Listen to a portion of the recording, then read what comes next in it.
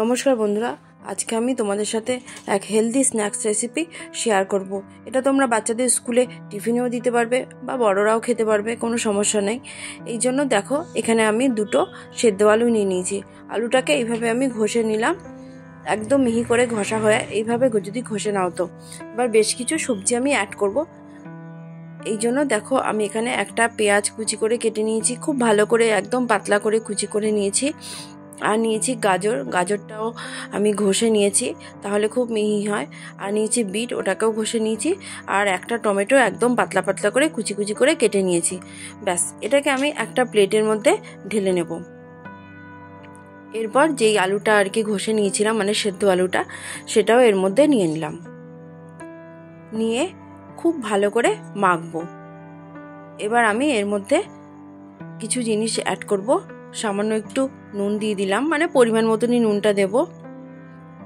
আর দিয়ে দেবো অরিগ্যানো।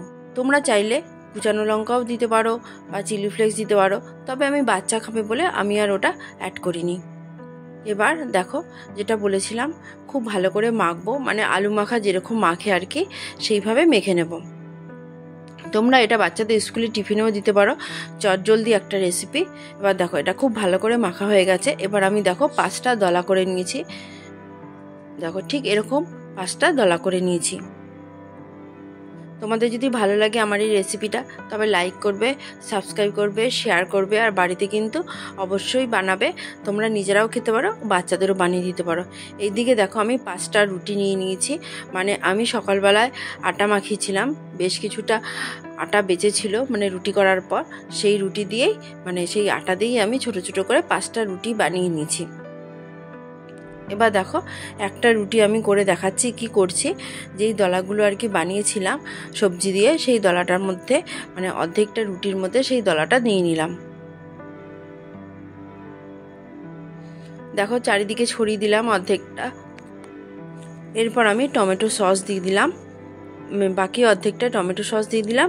আর দিয়ে দেবো যেটা টমেটো চিলি সস আছে সেটা, এটা দিলে একটু ঝাল ঝাল হবে। দিয়ে এবার এই অংশটা আমি পুরোটা চামচ দিয়ে ছড়িয়ে দেব।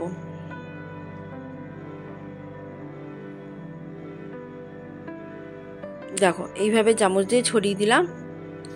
এরপর আমি মাঝখান থেকে ফোল্ড করে দেব। এটা খেতে কিন্তু খুব টেস্টি হয়, বাচ্চা থেকে বড় সবাই খেতে পারবে। খেতে খুব ভালো লাগে আর খুব তাড়াতাড়ি বানানোও হয়ে যায়। দেখো, এইভাবে ফোল্ড করে একটু হাত দিয়ে চেপে চেপে দেবো, তাহলে সব জায়গায় ছড়িয়ে যাবে। দেখো, এইভাবে আমি সবগুলো বানিয়ে নিলাম। এটা আমি, মানে একটা আমি হাজবেন্ডকে বানিয়ে দিয়ে দিয়েছি, এই জন্য 4টে রয়েছে। দেখো, এই 4টে আমি তোমাদেরকে কি করে বানাচ্ছি সেটাই দেখাচ্ছি। দেখো, তাওয়ার মধ্যে আমি 2টো দিয়ে দিলাম, সবগুলো তো একসাথে হবে না। 2টো দিয়ে একটু চেপে চেপে দেবো, আর গ্যাসের আঁচটা কমিয়ে কিন্তু এটা ভেজে নেবো, তাহলে ভেতরে সবজিগুলোও নরম হয়ে যাবে। এপিট ওপিট করে ভেজে নেব। আর এটাতে কিন্তু বেশি তেল লাগে না, অল্প তেলেই এটা হয়ে যায়। এরপর আমি এখানে সাদা তেল দিয়ে দিলাম। পরোটা যেরকম করে সাদা তেল দিয়ে এপিট ওপিট করে একটু লালচে করেই ভেজে নেব। তোমাদের যদি ভালো লাগে লাইক করবে, সাবস্ক্রাইব করবে। আর বাড়িতে কিন্তু অবশ্যই এইভাবে বানাবে। দেখো, বেঁচে যাওয়া আটা দিয়ে আমি রুটি বানিয়ে এই হেলদি এই রেসিপিটা আমি বানিয়েছি। এটা আমার বাচ্চারা কিন্তু খুব ভালো করে খায়, মানে একদম টেস্টি টেস্টি খাবার যাকে বলে। আর বাচ্চাদের স্কুলেও কিন্তু আমি এটা বানিয়ে দিই টিফিনের জন্য, এতে খুবই ভালো লাগে।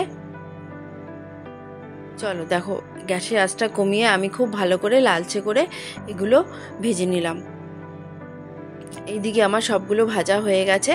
আর এগুলো কিন্তু আমি টমেটো সসের সাথে ওদেরকে সার্ভ করেছি। ব্যাস, রেডি।